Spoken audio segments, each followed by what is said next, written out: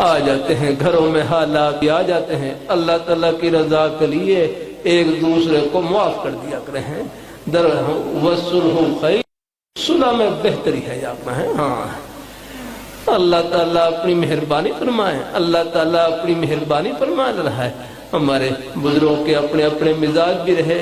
ایک اللہ والے تھے، ان کی گھر والی کوئی سخت مزاج کی تھی، گھر والی کوئی سخت مزاج کی۔